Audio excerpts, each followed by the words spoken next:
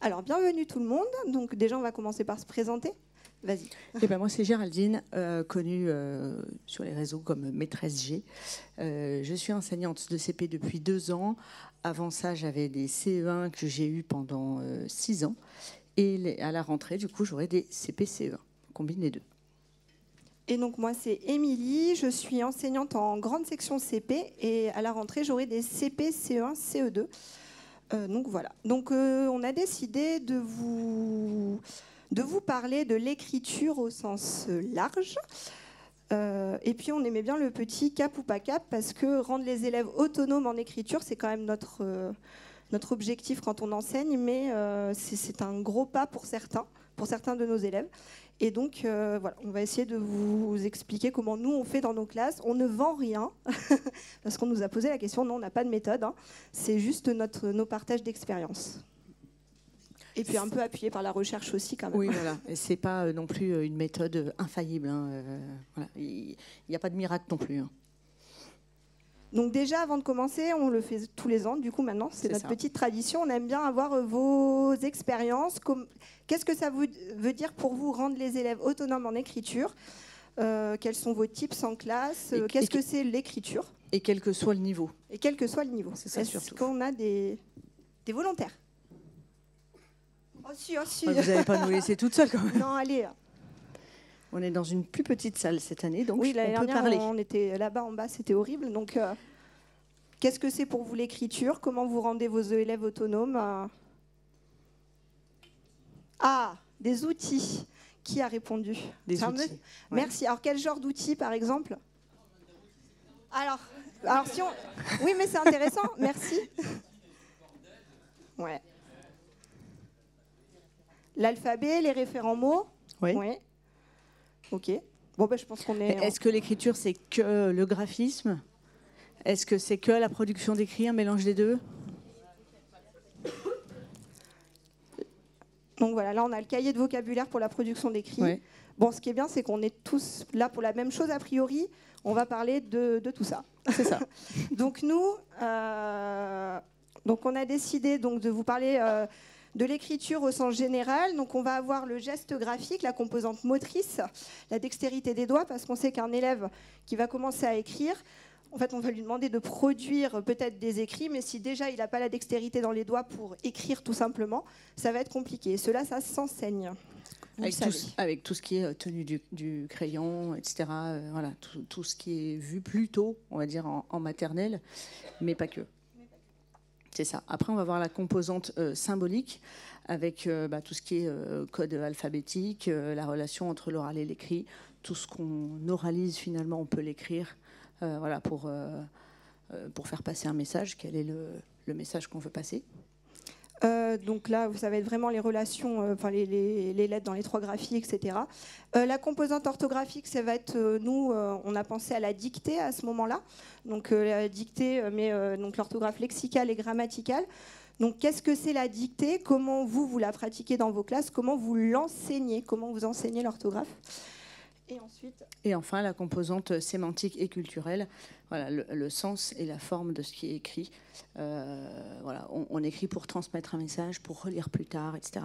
Quel est l'objectif en fait, voilà, de l'écrit et voilà, et comment le mettre en forme aussi. Et donc culturel, ça va être, si je produis une lettre, il faut déjà que je sache les codes de comment on écrit une lettre, un poème, etc. Voilà, en gros, c'est le plan de notre... Présentation. Donc, comme on l'a dit, écrire, c'est coûteux pour les élèves. Alors, pas tous. Il y en a certains, on ne sait pas pourquoi, ça marche très bien tout de suite. Et d'autres, c'est beaucoup plus difficile. Donc, une des réponses pour nous, c'est l'enseignement explicite. Donc, on en parle beaucoup dans les nouveaux programmes. Je ne sais pas si ça vous parle. Donc, on mettra à la fin une bibliographie sur ce que c'est l'enseignement explicite. En fait, dans un enseignement explicite, on va avoir l'enseignant qui va être là comme modèle.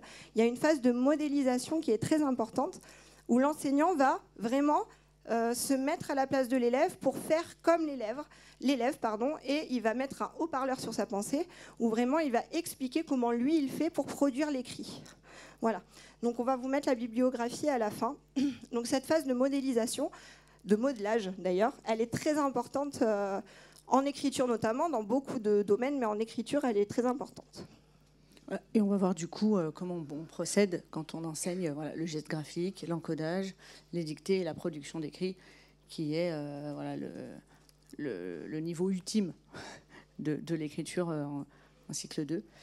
Et une autre composante aussi à prendre en compte, c'est la composante affective. Et en effet, quand on fait et qu'on met des mots sur ce qu'on fait, les enfants, ils ont envie de faire comme nous. Et eux aussi, du coup, ont ce même chemin-là. Et la composante affective aussi, ça va être qu'un enfant a du mal à revenir sur son écrit. Donc en fait, pour réussir à écrire, on a longtemps parlé de révision en production d'écrit.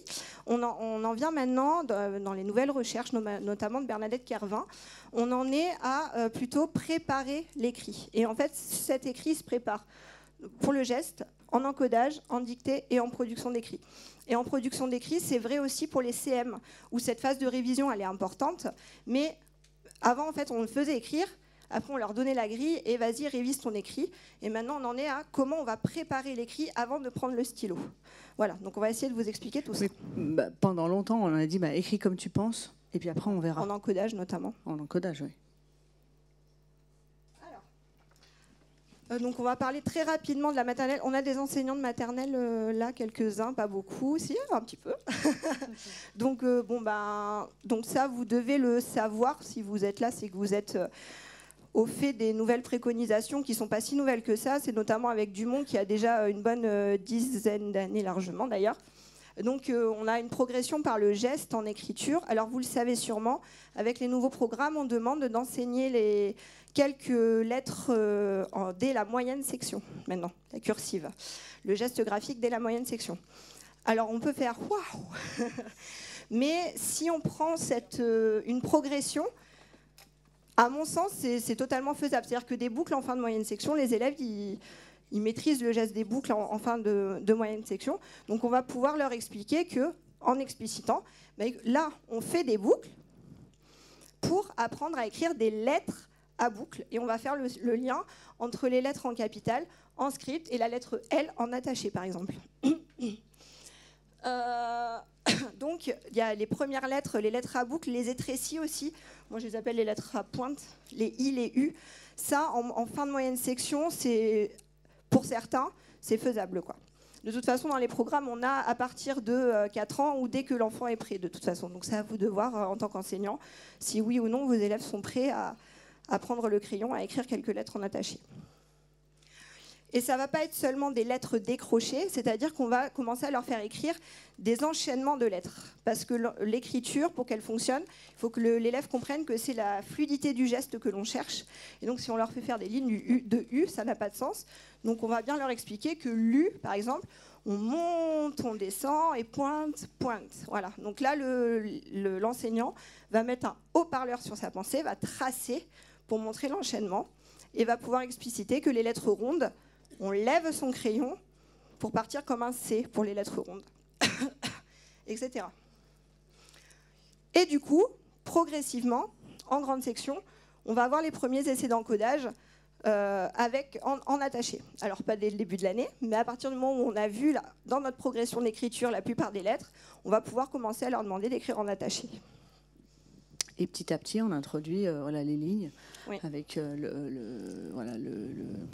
respect de la ligne de départ et après la hauteur aussi. En grande section, on peut 3 mm. 3 mm à la fin de l'année. Et en parallèle, bien sûr, le gros travail sur la connaissance des lettres, c'est le symbolique, c'est ce qu'on disait au début. Ça, bien sûr, ça doit être travaillé quotidiennement, en fait, la correspondance dans les... Parce qu'en fait, il y a des élèves de CP, on s'en rend compte, on a des élèves qui ont du mal à entrer dans l'encodage, qui ont du mal à entrer dans la lecture, parce que déjà, ils n'ont pas la correspondance des lettres de maternelle. Donc déjà, à partir de là, c'est compliqué. Donc c'est vraiment le gros enjeu de la maternelle, ça va être de faire vraiment les liens entre les 3 graphies.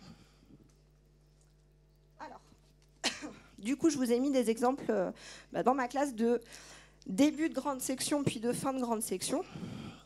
Donc là, ce que je vous disais, là, je cherche vraiment le geste, c'est-à-dire on va chercher l'enchaînement des lettres et pas la norme. On n'en est pas encore là. C'est-à-dire que moi, je commence sur les tables. Mes élèves, ils sont trop contents. Je prends les Woody ou les crayons dans ce style. Et donc là, j'explicite pour chaque lettre si oui ou non on lève son crayon, etc. Et donc là, je vais vraiment expliciter boucle, pont, pont, pont, pointe, grande boucle, petite boucle. Voilà. Et en fait, le fait de verbaliser, c'est explicite et l'enfant sait qu'il ne doit pas lever son crayon. Et eux, moi je fais ça aussi, et eux aussi se redisent ça dans la tête. Boucle, pont, pont. Et ça leur permet d'aller jusqu'au bout du mot, quelque part, en ayant la petite chanson. Voilà. Et après, donc, je fais des cartes comme ça d'écriture, de copie. On copie sur la table, puis sur l'ardoise. Et en fait, là, pour certaines lettres, ils savent que là, dans ce mot, il va falloir lever son crayon. Donc, avant de commencer, ils n'ont pas pris leur crayon encore. On lit le mot, enfin je leur lis, ou j'en ai même certains qui commencent à lire, et on se dit, attendez, je vois le petit train, pourquoi est-ce qu'il y a le petit train? Ah oui, on va lever le crayon, déjà le D, on ne va pas le démarrer d'en bas, et le A, il faudra bien lever son crayon. Voilà, donc là on l'explicite. Petit à petit, on a des enfants en fin d'année qui en arrivent là, pas tous, mais... Voilà. Là, on est sur les cahiers grande section MDI. C'est des interlignes 4 mm, ceux-là? 3 mm. 3 mm. Le 4 mm, il n'est pas recommandé. On l'a sur le 3 mm pour la dextérité des doigts. Le 4 mm leur fait trop lever les doigts et du coup, ils sont obligés de bouger toute la main. Donc, le but, c'est quand même que ce soit les doigts. Avant tout ça, on va avoir tout ce qui est gym des doigts. Ça, on l'a beaucoup dans les manuels de maternelle et même maintenant en CP. Moi aussi, je fais les gyms des doigts. La fléchette, etc. Et toujours en parallèle, la correspondance des écritures. Des lettres. Au niveau du cycle 2, ce qui est recommandé dans les nouveaux programmes, maintenant, c'est une progression d'écriture en lien avec la méthode de lecture. Quand c'est possible, c'est pas toujours possible. Il faut que ces lettres, elles aient déjà toutes été vues en grande section, ce qui n'est pas forcément le cas pour tout le monde. Voilà, il faut que la progression par forme ait été vue en amont et notamment en grande section. Plus l'élève aura une écriture fluide, plus il sera autonome dans ses écrits et donc encodera facilement. Forcément, si le geste est un problème, l'encodage après la fabrication des mots va poser encore plus de problèmes. Après, en CE1, on débute les majuscules cursives qui sont aussi, elles, étudiées par geste graphique. Et on enseigne aussi les stratégies de copie dès le CP. C'est pareil, copier, ça paraît simple comme ça, mais en fait, c'est vraiment compliqué pour eux. Et pour que la copie puisse bien se passer, il faut que le geste soit déjà bien ancré, bien acquis, en fait. Et la copie, est-ce que vous faites enfin, c'est pas un jugement, mais est-ce que l'enseignement de la copie, c'est quelque chose que vous pratiquez dans vos classes ou... Parce que c'est quelque chose qui est demandé maintenant dans les programmes, de l'enseignement de la copie. Et c'est pas quelque chose que nous, enfin, je vois en formation, on nous dit pas comment enseigner la copie, quoi. Non plus. Est-ce que vous... Avec les... Ouais, à partir du CE2, on les a. Ouais, c'est ça. On les a commandés aussi. À partir du CE2, oui. On les a commandés en CE2 là cette année et les CM aussi. Ouais, mais finalement, même dès le CP, on peut commencer, à leur donner une stratégie parce qu'on fait de la copie en CP. Mais comment? Donc en fait, la copie, moi, c'est quelque chose que j'ai mis en place il y a 2-3 ans parce que j'avais une copine qui passait le CAFIPEMF, qui s'est intéressée là-dessus. Sinon, c'est quelque chose que j'enseignais absolument pas. Et du coup, je m'y suis intéressée aussi. Et en fait, enseigner la copie, ça va permettre aussi de travailler sur la lecture. On va travailler sur l'orthographe. En fait, c'est tout ça, la copie. Donc, en fait, on va expliciter, encore une fois, je reviens avec ce terme-là d'explicitation, de comment on copie. Parce que souvent, je pense à la copie des devoirs. On va leur écrire les devoirs au tableau, les élèves y recopient, on ne se pose pas la question. Et on peut vraiment faire de ce temps de copie des devoirs un vrai moment d'apprentissage, par exemple. Donc pour copier, l'enfant, il va lire, mais mettre dans sa tête, bon, ça veut dire mémoriser, mais c'est un gros mot pour mes élèves, on avait mis mettre dans sa tête. C'est-à-dire que par exemple, là, dans la phrase que je leur faisais copier, je dessine un bouquet avec la craie jaune. Déjà, la première étape, je leur avais écrit la phrase, j'avais fermé le tableau. Allez-y, recopiez-la. Mes maîtresses, on peut pas, on n'a pas le modèle. Ah, donc attention, il va falloir faire quelque chose. Oui, il faut la lire. Ok. On lit, je ferme le tableau. Qu'est-ce qu'ils font pour écrire? C'est tout phonétique, quoi. Je dessine un bouquet. Là. Donc là, je réouvre le tableau et là, on se dit « Ah ouais, mais attention, il faut mettre dans sa tête toutes les particularités orthographiques. » Donc des signes à 2 S. Donc il n'y a pas d'accent sur le E. Bouquet, on aura le Q-U-E-T. C'est pas le C, parce qu'en milieu de CP, c'est le C accent aigu, quoi. Même, ou le K. Ouais, ou le K. Bon, bref, on a tout explicité. À partir de là, ils devaient tout mettre dans leur tête. Ils avaient tant de voyages possibles ou pas. Et on ferme, on écrit. 3e étape, ça y est, on peut enfin prendre le stylo, on écrit. Ensuite, on se relit pour voir si on n'a pas oublié de mots, pour voir si on n'a pas des soucis de son, etc. Et ensuite, ils peuvent vérifier. Et ça, c'est des séances que je mène d'abord sur de la copie de mots, et je le fais en lien avec ma progression de lecture. Et je pense notamment aux progressions d'orthographe en CE1, CE2 et CM. C'est complètement des petits rituels qu'on peut mettre en place avec vos progressions. Donc moi, personnellement en CP, mais l'année prochaine je le ferai en orthographe avec mes CE, en CP, par exemple, on a vu le AI, le mot crée, clairement, c'est le mot que je vais mettre en copie. Parce qu'il va falloir mémoriser que AI, OK, etc. Et ça va passer par des petits rituels. D'abord, juste des copies de mots. J'ai des diaporamas flash. Le mot apparaît, il disparaît. Et petit à petit, par des phrases comme ça. Voilà. Donc là, on enseigne vraiment la copie, mais pas que, puisqu'on rebrasse aussi des notions d'orthographe et de lecture. Donc ça, c'était ton affichage. Voilà. Moi, le mien, il est là-bas. Tout ça, ça vient d'eux. C'est eux qui m'ont dit voilà, comment ils font.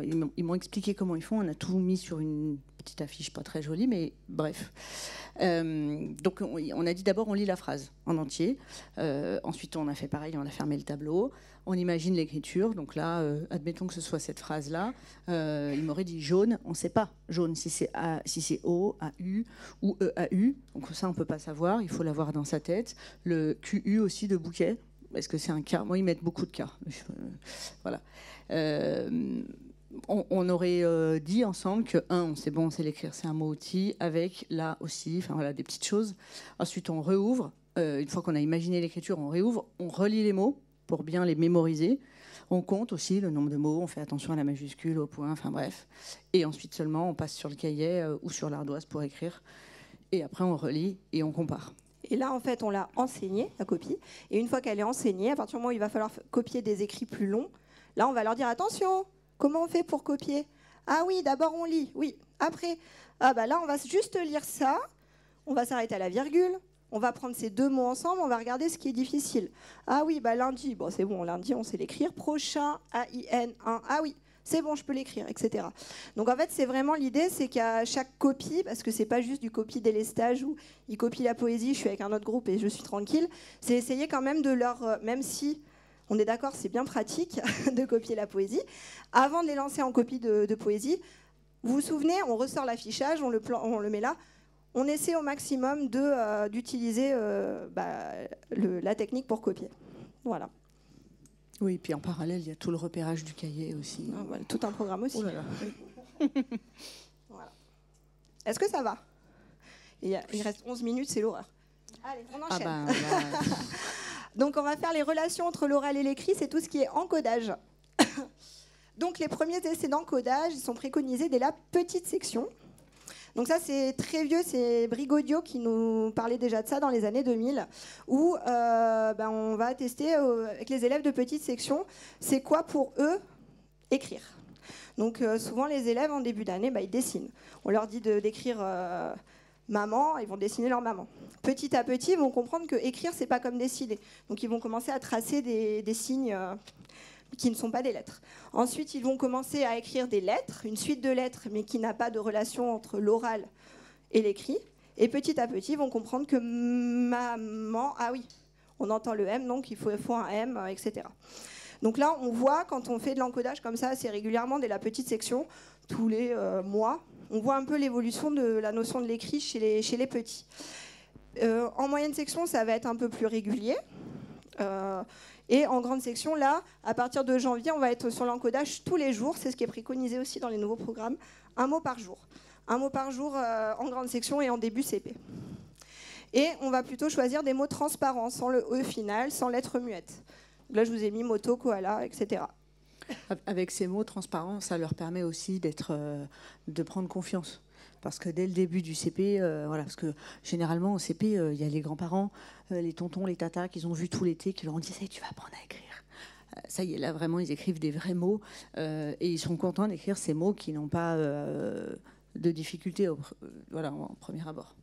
Donc encore une fois, l'encodage, ça va être explicité. C'est-à-dire comment on fait pour réussir l'encodage. On est encore sur cet enseignement explicite. C'est-à-dire que comment tu... Parce qu'on a des élèves, on leur demande d'écrire moto, ils ont déjà écrit moto, et il y a le copain d'à côté, il se dit « waouh ». Tu l'as, waouh, moi je sais pas l'écrire. Hein. Voilà. Donc là, l'idée, c'est on va l'enseigner, l'encodage. Donc on va leur dire comment réussir. Donc moi, ma petite technique, c'est qu'on tire un fil. On va tirer les sons moto. On va écouter, donc, et ensuite on va transcrire. Donc j'ai le mot du jour à partir de la grande section. Donc, pardon, en début de grande section, toutes les semaines, je fais de l'encodage, c'est-à-dire qu'ils ont des cartes et ils écrivent. Moi, je relis. Alors, tu voulais écrire cheval. Donc ça, c'est la démarche VIP de Brigaudio aussi. Hein. C'est d'abord, on va valoriser. Ah, bravo, tu as presque écrit cheval. On va interpréter. Alors moi, je te lis ce que tu as écrit. Tu as écrit cheva. Cheva. Nous, on volait cheval. Et on va poser l'écart. Donc c'est VIP. Pour écrire cheval, ah, moi j'entends le E, je te l'écris, tu vois. C'est H, tu avais raison, c'est ch. Ensuite, on va mettre le E, val. Et l'enseignant va écrire dessous, en capital ou en attaché. Et petit à petit, moi, je le fais après tous les jours. Donc là, vous avez les cahiers de juin. Je vous ai mis des 2 extrêmes exprès pour vous montrer. Parce que voilà, on n'a pas que des élèves comme ça.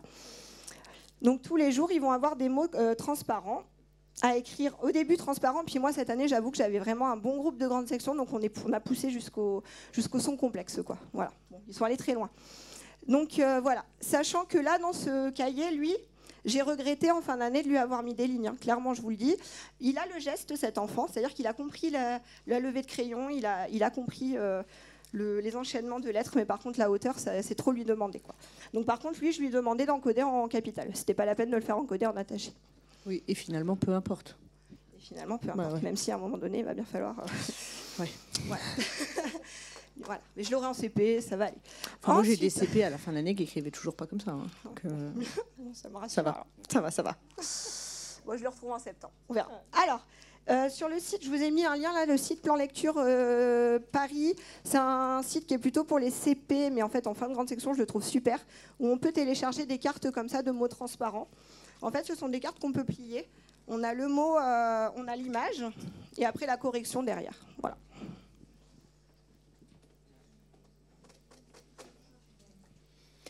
Alors, en CP, donc c'est toujours lien voilà, avec la progression de lecture. On progresse 2 sons par semaine pour que ça aille vite. On n'est pas très pressé non plus, mais voilà, il faut qu'ils puissent encoder et lire assez vite pour ne pas perdre confiance. Quelque part, il reste 6 minutes. Okay. Donc, on fait de l'encodage tous les jours et quel que soit l'encodage, voilà, que ce soit avec un crayon si c'est possible, très bien. Sur le cahier, c'est très bien. Sur l'ardoise, c'est très bien aussi. Et si c'est pas possible, avec des lettres mobiles, avec des tampons lettres, avec voilà. Mais le but, c'est surtout voilà, d'en faire et de leur montrer que si, ils sont capables et si, ils vont réussir. Donc là, par exemple, c'était pour des élèves qui étaient en difficulté parce que c'est sur le cahier. Donc c'est pas grave, on fait pas sur le cahier, on fait sur l'ardoise et ça fonctionne, voilà, parce que ça s'efface et que l'erreur est permise sur l'ardoise alors qu'ils se le permettent beaucoup moins sur le cahier. Alors. Ensuite, donc là, on a écrit en attaché, on a encodé, c'est-à-dire qu'on a juste fait les relations lettres et sons. Cette fois-ci, on va enseigner la dictée. Donc la dictée, encore une fois, ça va être un enseignement explicite de préparation des dictées.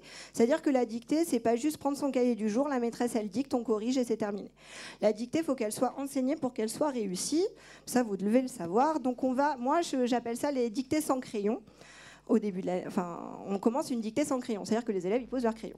Déjà, j'annonce la phrase. Il faut que les élèves mémorisent la phrase. Tout un programme en CP, même CE1. On a des élèves, la mémorisation, c'est quelque chose quand même. Hein. Donc, on va répéter la phrase plusieurs fois. Ensuite, au tableau, on va tracer les traits mots de la phrase. Par exemple, là, je vous ai mis donc un travail du 11 octobre. Où avec les premiers sons vus lors de la première période, on commence déjà à écrire des phrases. Il ne faut pas s'interdire en CP d'écrire des phrases dès le début de l'année, quoi, hein. À partir du moment où vous avez suffisamment de sons, à réfléchir à des phrases pour qu'ils comprennent la notion de mots. Donc on va tracer les traits mots explicitement, c'est-à-dire alors, à ton avis, il y a combien de mots? Tom, a, un, repas, etc. On va, donc là, on l'enseigne, on dit une phrase commence par une majuscule, se termine par un point, on va le coder. Et on va coder la plupart des noms féminins, 80% des noms féminins se terminent par un E, etc. Donc là, on leur donne des moyens de réussir leur dictée avant de commencer. Ça, c'est au tableau. Et une fois qu'on a tout explicité, ils vont pouvoir commencer à écrire leur dictée. Ça évite, vous savez, les fameuses phrases où tous les mots sont collés. Enfin, on a tous connu ça, quoi. Donc voilà, déjà, ils ont un repère. Moi aussi, pour mes élèves en difficulté, on découpe des étiquettes, j'aurais dû le mettre là. J'ai des bandes de feuilles de couleur et on découpe une étiquette par mot. Comme ça, au moins, on est sûr qu'ils segmentent bien les mots. Voilà. Et petit à petit, avec toutes les règles orthographiques vues, les élèves vont commencer à savoir à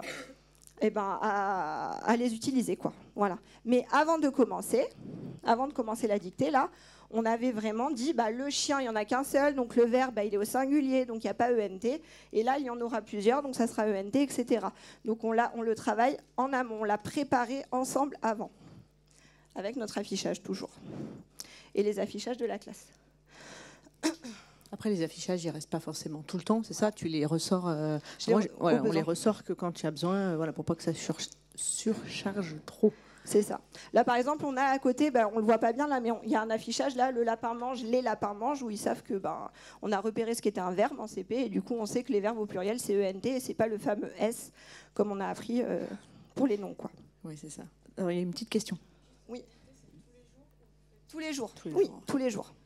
En début de CP, ça va être encodage de mots tous les jours. À partir du moment où on peut faire des phrases, je fais un jour sur 2.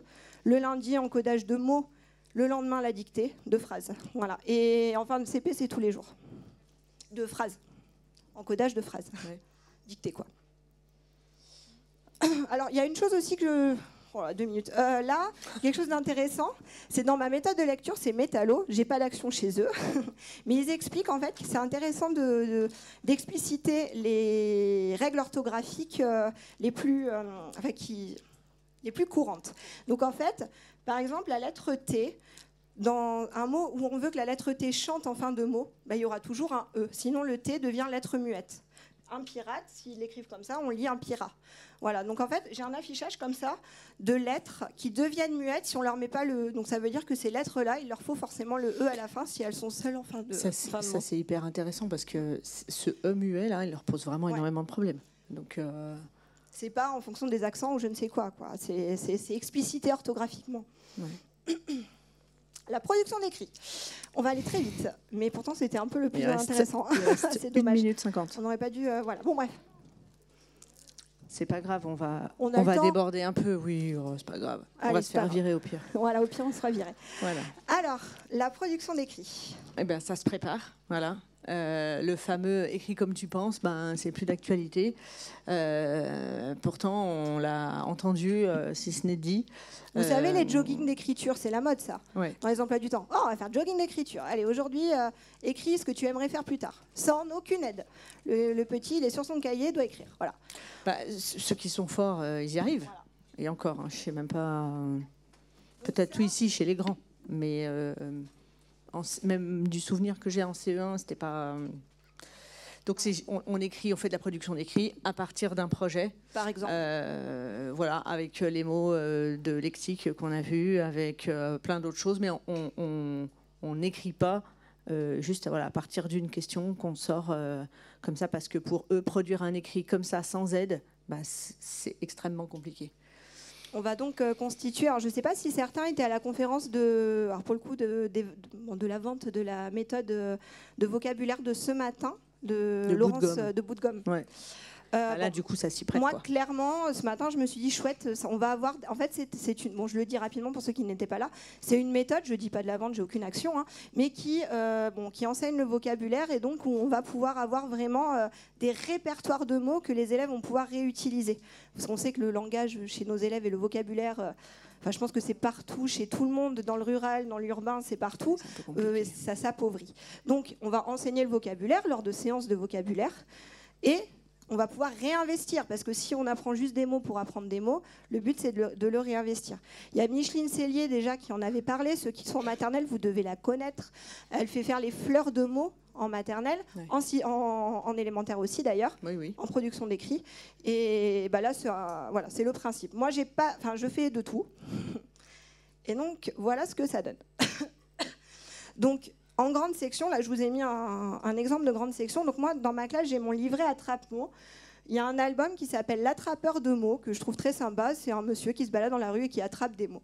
Donc, on le lit la première semaine de classe, en septembre. Et après, nous, on se crée notre livret attrape-mots. Donc, la base, ça va être le trombinoscope de la classe. Et puis, au fil de nos projets, on va rencontrer des mots. On avait fait tout un travail sur les melons, par exemple. Voilà. Et ensuite, on va réinvestir ça en production d'écrit. En grande section, là, on était sur un travail de début d'année de grande section. Avec l'album Hansel et Gretel, en allant chercher les mots des prénoms des copains, on va réécrire les prénoms des copains à la manière d'Hansel et Gretel du titre. Là, les élèves, ils apprennent à segmenter les mots. Déjà, ils ont compris qu'il y a 3 mots. C'est déjà énorme en maternelle quand ils savent qu'il y a plusieurs mots pour constituer un titre ou une phrase. Et petit à petit, on va avoir des projets d'écriture plus importants. Donc là, on est en novembre CP, autour de la sorcière, Halloween. Hein. Et autour d'un univers de référence, on va essayer de trouver tous les mots se rapportant au thème. Donc c'est pour ça que je parlais de la méthode de vocabulaire, parce qu'il y a un corpus dans cette méthode que j'ai trouvé sympa, où il y a plein sur la ferme, sur le corps, sur les métiers, etc. Comme ça, il faut créer des corpus. Après, ça peut totalement être relié aux livres vus en littérature. Ouais, complètement. Et moi, donc, dans ma classe, en fonction de nos thèmes, on va avoir des fleurs, ou bien on met aussi dans l'attrape-mots pour qu'ils aient individuellement un référent. Et j'ai aussi des petits porte-clés, comme ça, parce que ça, ce sont des mots qui vont leur servir tout le temps. Les couleurs, ça sert partout. Donc ceux-là, ils sont en référents généraux dans la classe, quoi. Et là, en fin d'année, donc par exemple, on a eu un élevage de phasmes. En fait, je leur ai demandé de refaire le schéma du phasme avec tout le vocabulaire. Et après, juste, allez, vous m'écrivez ce que je sais sur les phasmes. Donc pour ça, oui, en fait, lui, je ne l'ai pas mis où il faut. Hein. Lui, si, pardon. Ça y est, ça me revient. Pourquoi je l'ai mis là? Donc là, les élèves, donc là, on va demander aux élèves, vas-y, qu'est-ce que tu veux écrire? Je veux écrire les phasmes mangent des ronces. Ok. Le mot phasme, est-ce que tu l'as quelque part? Est-ce que tu vas juste l'encoder ou est-ce que tu sais l'écrire? Ah oui, je sais, il est là. Là. Ok. Le mot mange, ça je vais le faire chanter ou bien à force je sais l'écrire quoi. Mange. Ok. Ronce, on l'a aussi sur notre attrape-mot sur le vocabulaire des végétaux que mange le phasme. Et à partir de là, elle va écrire. Mais les phasmes, est-ce que tu n'as pas autre chose à penser? Ah oui, le S à la fin, le NT à mange, etc. Donc avant qu'elle écrive, on va devoir parce que je dis elle, c'était une petite fille, on va faire réfléchir l'élève. Comment réussir son écrit, voilà, au maximum. Et il y a du coup la version brouillon, ouais. Voilà, et la version... Alors sachant que ça, dans les nouveaux programmes, le cahier d'écrivain n'est plus préconisé. On demande en fait de regrouper il demande dans un cahier tout ce qui est écrit en fait, que ce soit écriture, encodage, production d'écrit, tout dans un cahier du jour. Et les brouillons, de pouvoir les consigner quelque part sur une feuille de couleur ou quelque chose comme ça. Je sais pas, je vais tester. Moi, j'ai toujours eu un cahier d'écrivain avec une page de brouillon et une page... Après, ce qui est bien dans ce type d'écrit, c'est de pouvoir que ça ne reste pas là, quoi, qu'il y ait un vrai destinataire, qu'on fasse un affichage pour les parents ou sur le NT, ou voilà. Oui, ça peut être après un vrai projet, quoi. Voilà, une communication aux parents, voilà ce qu'on a appris sur les phasmes. Voilà. Moi, je trouve ça bien qu'il y ait le brouillon à côté. Parce que justement, en plus, dans un cahier, il le voit évoluer au fur et à mesure de l'année. Ouais. Donc, Donc, on n'a pas sorti ça de notre chapeau. S'il y a un ouvrage que je vous recommande vraiment et que j'ai trouvé très intéressant, c'est celui-ci. Donc, c'est pas très net. La préparation de l'écriture au cycle 2 de chez Retz, de Bernadette Kervin. Elle parle de l'encodage, elle parle de la copie et elle parle de la production d'écrits, d'écrits courts et d'écrits longs. Donc, c'est CP, CE1, CE2, mais clairement, c'est complètement adaptable pour le cycle 3. Elle donne des exemples de séances, mais il y a des choses vraiment intéressantes. Sur l'enseignement explicite, c'est ce document qui est le document de référence. Et puis, bien sûr, les guides. Voilà. Les guides EduScol, voilà, c'est PCE1. Voilà. Est-ce qu'il y a des questions? On a 5 minutes de retard. On a speedé sur la fin quand même. Merci.